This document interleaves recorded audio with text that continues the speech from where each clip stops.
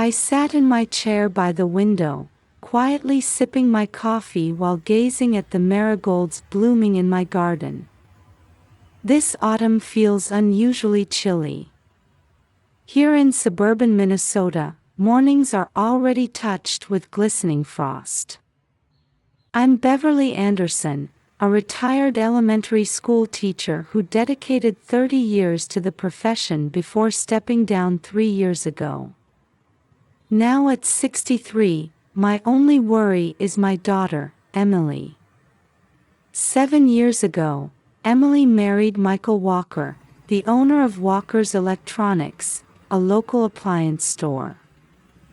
These days, she juggles a part-time office job while raising her son, Tommy.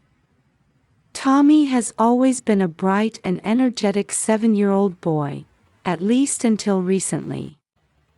Over the past few weeks, something about him has begun to change.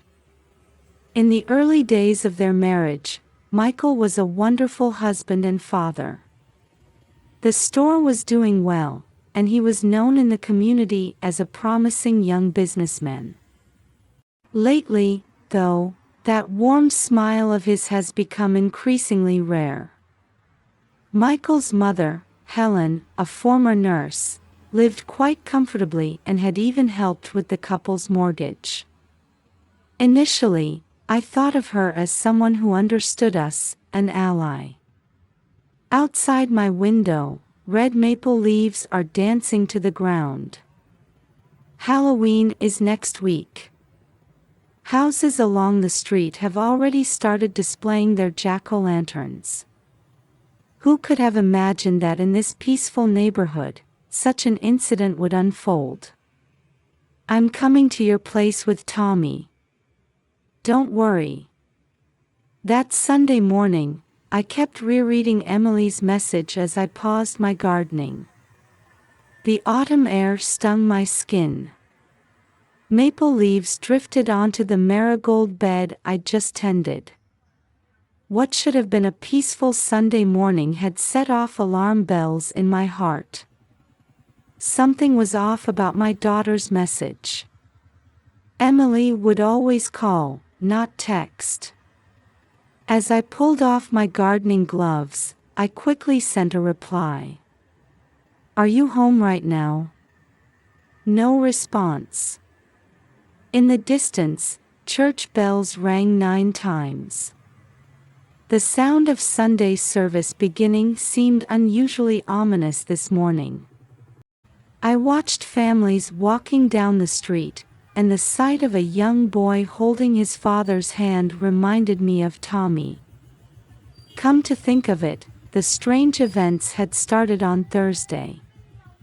During our usual meetup at Caribou Coffee, Emily had seemed different. Sitting by the window, fidgeting with her latte, she'd started hesitantly. "Mom, I need to talk to you." Her voice lacked its usual brightness. Emily kept fidgeting with her fingers as she carefully chose her words. The sound of the barista grinding coffee beans echoed through the cafe. Usually a comforting background noise, today it felt jarring. "Michael's been acting strange lately. The store isn't doing well.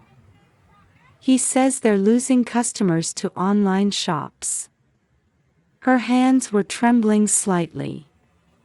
When I reached out to touch them, she gently pulled away. "But that's not all. Helen's been coming to our house almost every day." She lowered her voice. "She seems to disapprove of everything, my cooking, my cleaning, how I'm raising Tommy. And Michael just agrees with everything she says." Just then, Emily's phone rang. Helen's name appeared on the screen. She hurriedly answered and stood up. "I need to take Tommy to his activities." "I'm sorry." The coffee cup was still half full. On the surface of the abandoned latte, anxious swirls remained. I never imagined that would be our last normal conversation. The next day, I received a call from Mrs. Smith, Tommy's teacher at Lincoln Elementary School. "Mrs. Anderson, Tommy hasn't been to school all week. I've been trying to contact Mrs. Walker." Worry seeped through her voice. "I've been concerned about Tommy lately. His drawings during art time have become somewhat dark." As I processed this disturbing news, another call came in. It was Helen. "Beverly, there's no need for concern. Tommy needs proper discipline right now. It's part of his home education." Helen's voice on the other end was unnaturally cheerful. Before I could respond, she continued, "Children these days are too coddled. Things were different in our time. Discipline and manners are essential." Michael agrees with me. That night, I called Emily repeatedly. There was no answer, and I could only leave voicemail messages. My anxiety continued into the next day. When I called Walker's Electronics on Saturday afternoon, Michael answered. "Oh, mother-in-law. Emily said she was going to your house. Something about an urgent matter." There was something off about his voice. It seemed strained. If she were coming to my house, she would have definitely called me. Plus, I was worried about Tommy missing school.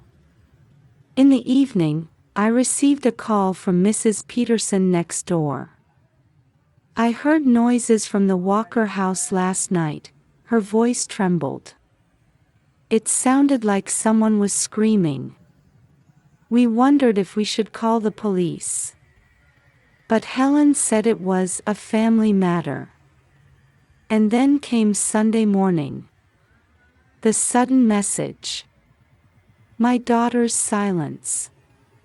I grabbed my car keys. It was a 10-minute drive to the Walker house. As I drove under the autumn-colored trees, I gripped the steering wheel with a prayer in my heart. At the intersection, the light turned red. During that pause, the anxiety in my chest continued to grow. Standing at their front door, I sensed an eerie silence. An unfamiliar large truck was parked in their two-car garage. Perhaps for transporting display appliances. I rang the doorbell, but there was no response. "Emily. Tommy." When I gently pushed the door, it wasn't locked. The living room was empty. The kitchen too. The air felt frozen. Then I heard a faint sound. There was a large refrigerator placed in an unusual spot behind the kitchen. And from inside came a voice, "Grandma." My spine turned to ice. There was no mistaking Tommy's voice.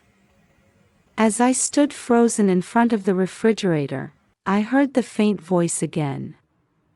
"Grandma, open it." The voice was trembling. It sounded thin, as if coming through ice. My hands shook. When I touched the door of the large refrigerator, the metal's coldness stung my fingertips. It must be a new display model. Walker's Electronics logo gleamed impersonally. I took a deep breath and slowly opened the door. Freezing air escaped from inside. In the bluish light of the interior lamp, two figures were huddled together. Tommy reached out to me, shivering. His small body in pajamas was trembling violently. Beside him, Emily sat exhausted. Her thin house clothes were inadequate against the cold, and her lips had turned purple. The interior thermometer showed 35 degrees Fahrenheit. "It's okay, I'll get you out right now." Just as I reached for Tommy, Emily's eyes widened and she let out a small scream. "Mom, behind you!" I sensed someone's presence. When I turned around, I saw Michael. Though he wore his familiar navy cardigan, he looked like a different person. His usually gentle eyes were now vacant and wide. "Mother-in-law," a sinister smile crossed his lips. "You're interrupting an important lesson." His voice had completely lost its former warmth. It sounded mechanical, as if someone else were controlling him. The morning sun streaming through the entrance cast unnatural shadows on his face. His hands trembled, making the hem of his cardigan quiver. "Michael, why? Why?" He tilted his head. "Are you criticizing parents who care about their children's education? Isn't that what you believe in too?" Just then, footsteps echoed down the stairs. Click-clack, click-clack, as regular as a ticking clock. Helen appeared. Her pearl necklace gleaming, she approached with elegant poise, as if arriving for a Sunday morning tea party. "Ah, Beverly," she smiled. Beneath her perfect makeup, only her eyes showed an unusual glint. "I apologize for the early hour. But this is necessary educational guidance. As a nurse and a mother, I'm only doing what's best." I desperately tried to shield Emily and Tommy in the refrigerator with my body. Helen's gaze was cold as ice.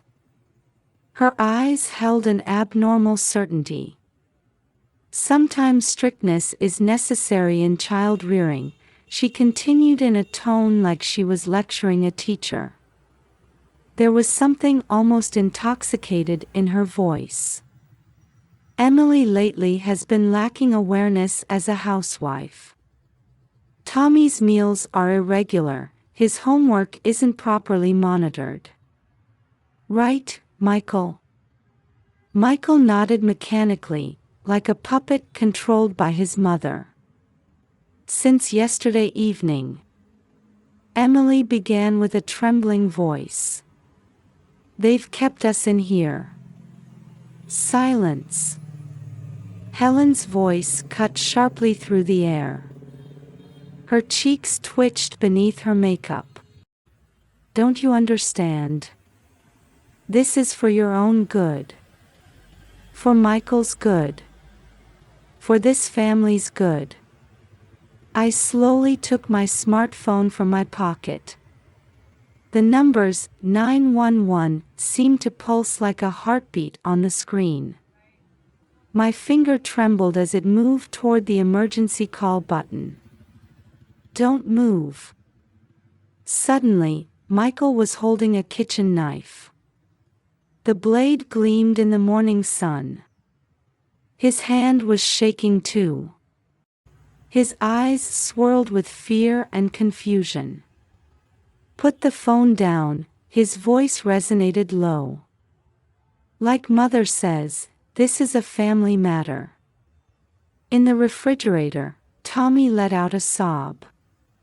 That sound triggered memories to flash through my mind, holding Tommy for the first time, Emily's wedding, Michael's smiling face as he helped customers in his store, and how they had gradually changed. The trembling small body. My daughter's pale face. Michael's vacant eyes. Helen's eerie smile. None of it seemed real.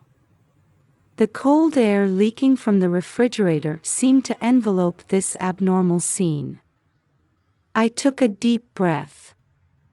The composure I'd developed over 30 years of teaching slowly returned. My experience handling student crises was becoming a source of strength. Indeed, I carefully chose my words. This is a family matter. While appearing to show my phone, I touched the screen. But instead of dialing, I pressed the record button. The red recording light blinked like a beacon of hope. That's exactly why we should keep a record, shouldn't we? Let's let the police hear your educational theory. Helen's expression hardened. Her face contorted beneath her perfect makeup. I'm calling the police now. I deliberately showed my smartphone. But first, Michael, put down the knife. You were a good father, weren't you? It's not too late. You don't have to obey your mother. Michael. Just as Helen reached for her son's arm, a siren wailed in the distance, getting closer. Mrs. Peterson had been in her garden when I drove out. She must have called the police after watching me leave with that worried expression. The police. The knife fell from Michael's hand. The sound shattered the frozen time. The fallen knife still quivered on the floor. In sync with its movement, the siren grew louder. What would the police understand? Helen's voice was cold as ice. About this family, about our educational principles. Her words were cut off by the sound of police car brakes. Car doors opening and closing. Multiple footsteps running toward the entrance. Open up.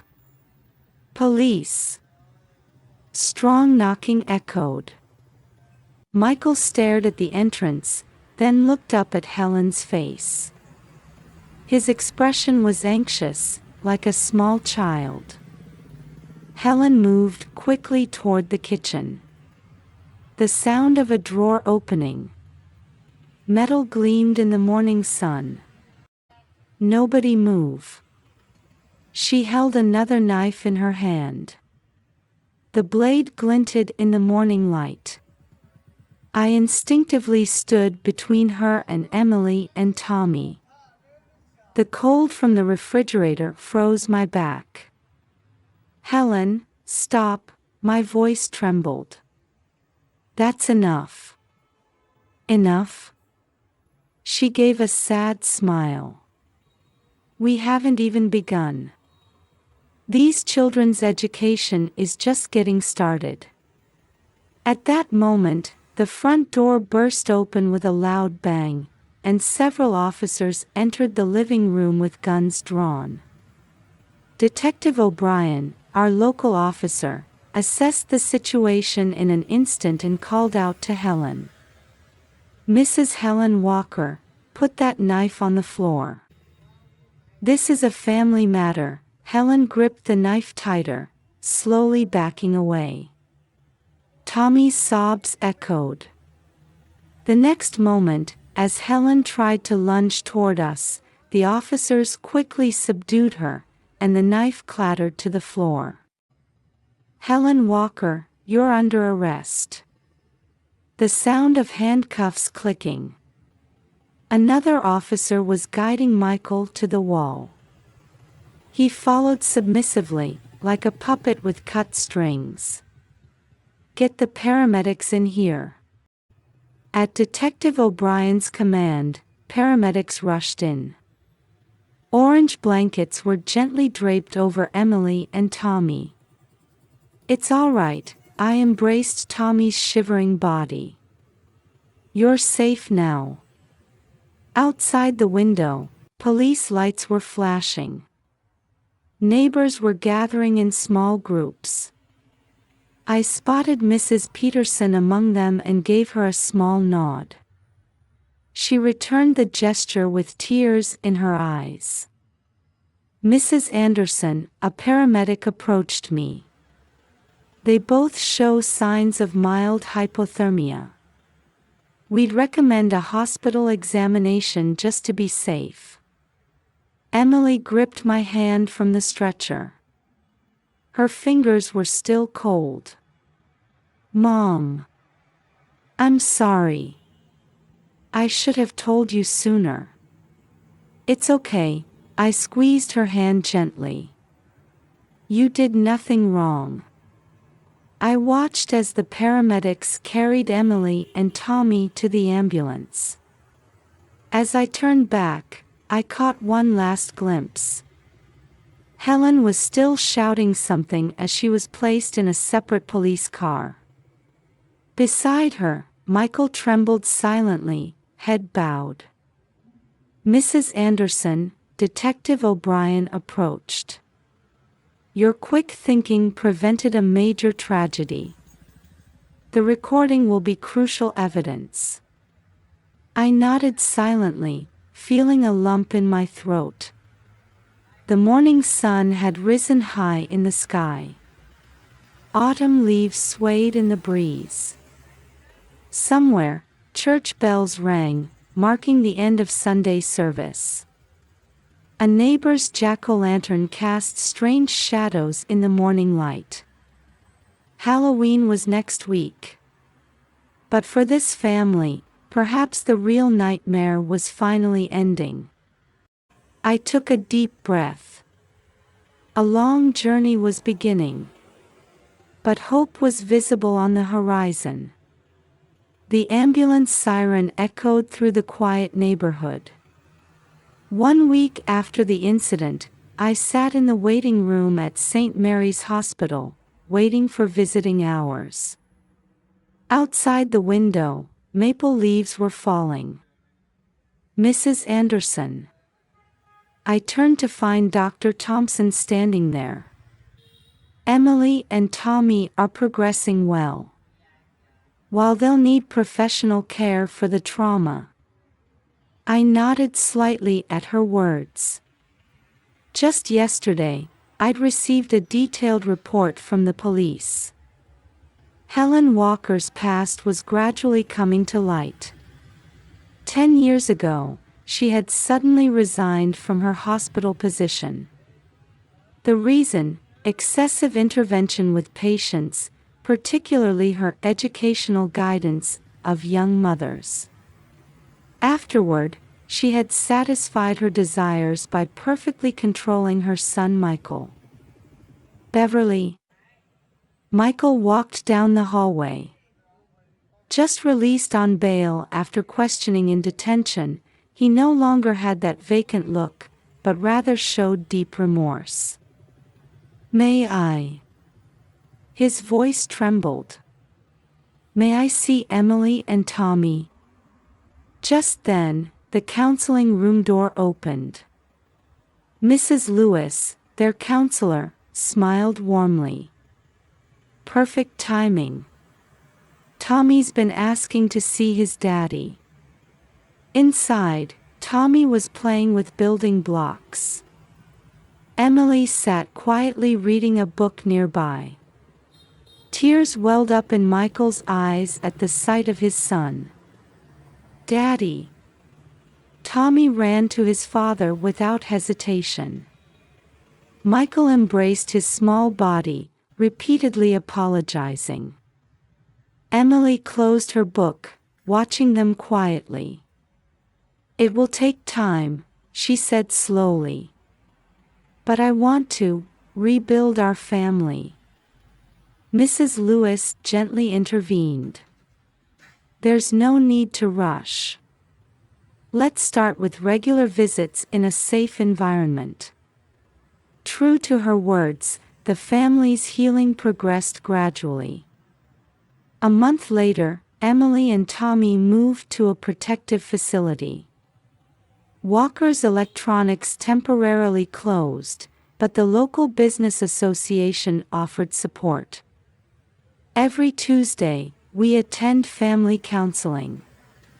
According to Mrs. Lewis, Michael's liberation from control is progressing well. His mother Helen was committed to a psychiatric ward. The initial evaluation revealed serious controlling tendencies and perfectionism. Grandma, look! 6 months later, at his birthday party in their new apartment, Tommy proudly showed me his drawing. The dark colors were gone, replaced by bright, vibrant hues across the paper. That's beautiful, I stroked my grandson's head. What is it? This is our new home, and this is the church, and this is Daddy's store. Tommy explained excitedly. And this is... His words were interrupted by the doorbell. It was Mrs. Peterson, bringing a homemade hot dish for the celebration. Behind her stood members of the church volunteer group. The community's support has been amazing, Emily told me in the kitchen. Everyone just being there, without saying anything. Mom! Tommy came running. Dad's here. Michael was now allowed to see his son only on weekends. In his hands was a small birthday present, a carefully chosen picture book. It will still take time, Mrs. Lewis had told us recently. But you're all moving in the right direction. In the living room, Tommy's birthday song was playing. Candlelight warmly illuminated the faces of everyone gathered. The aroma of Mrs. Peterson's casserole filled the room. Outside the window, the street trees were preparing for winter. Next spring, new buds would sprout again. Our family too was slowly but surely moving toward a new season. There's no such thing as a perfect family. What matters is having hearts that care for each other, and the courage to ask for help when needed. Perhaps that small voice I heard from the refrigerator that morning was teaching us just that. I quietly closed my eyes. From the living room came the sound of Tommy's laughter. It rang out like the bells of hope,